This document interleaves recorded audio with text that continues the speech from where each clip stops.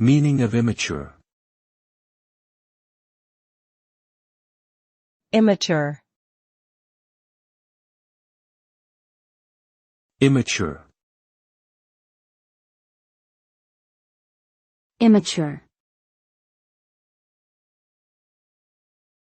Immature.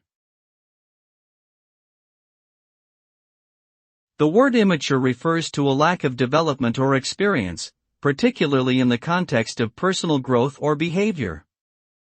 It implies an inability to handle situations or make responsible decisions, resulting in behaviors that are often seen as childish or inappropriate.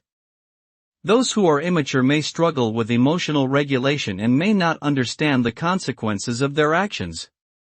As such, they often require guidance and support from others in order to mature and become more self-sufficient. Overall, immature behavior can be viewed as a hindrance to personal growth and development.